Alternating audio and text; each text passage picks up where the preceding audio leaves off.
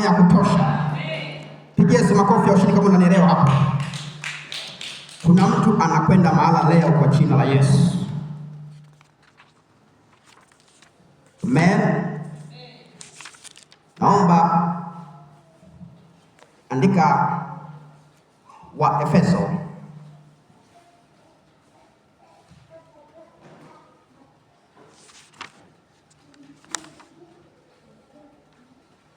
Bwana asifiwe sana.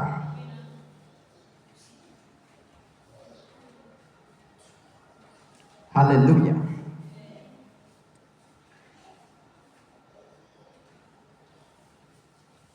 Waefeso 1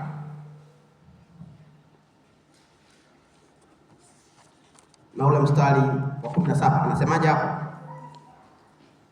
Waefeso 1:17. Mungu wa Bwana wetu Yesu Kristo. Ndiyo. Baba wa utukufu. Ndiyo. Awape ninyi roho ya hekima. Ndiyo. Na ufunuo katika kumjua yeye. Na ufunuo katika kumjua yeye. Mungu awape roho ya hekima na ya ufunuo katika kumjua yeye. Sema amen. Yaani Mungu wako akimiliki ardhi yako. Sema amen. Utaanza kupata mafunuo ya Mungu. Utaanza kupata hekima ya Mungu. Kwa sababu Mungu wako amemiliki ardhi yako. Lakini adui akimiliki ardhi yako ni ngumu kupata mafunuo ya Mungu. Ni ngumu kupata hekima za Mungu. Kwa sababu kuna adui kamiliki ardhi yako. Naamuru Mungu amiliki ardhi yako katika jina la Yesu. Na mafunuo ya Mungu uanze kuyajua na uweze kutoka katika jina la Yesu Kristo aliye hai. Sema amen. Sema amen. Haleluya. Tusomee kitabu kile cha Waefeso 4:27. Soma hapo pia. Waefeso 4:27. Ndio. Wala msimpe ibilisi nafasi. Hebu sema wala msimpe ibilisi nafasi. Ibilisi anatafuta nafasi kwenye ardhi ambayo mtu amepewa. Ardhi tumepewa tuimiliki, ni nafasi kubwa ambayo Mungu ametuheshimisha sisi wanadamu. Lakini ibilisi anatafuta aimiliki ardhi, azungumze nayo kukuzuia wewe ukose baraka za ardhi, ukose mafuta ya ardhi, ukose uchumi wa ardhi, ukose mafanikio yaliyo kwenye ardhi. Wala msimpe ibilisi nafasi. Maana yake tumepewa kumiliki hii ardhi, kumiliki nchi. Sema amen. Lakini ibilisi anatafuta nafasi. Emsema nafasi. Hana uwezo paka apate nini? Nafasi. Akipata nafasi anakuwa na nguvu juu ya ardhi yako. Anakuwa na nguvu juu ya eneo lako. Analimiliki yeye. Na chochote atakachokisema kwenye ardhi hiyo kitatokea kwa sababu ana nguvu kapata nafasi. Usimpe nafasi ibilisi. Usimpe nafasi ibilisi. Utaona alipolaaniwa Adamu alimpa nafasi ibilisi. Sema amen.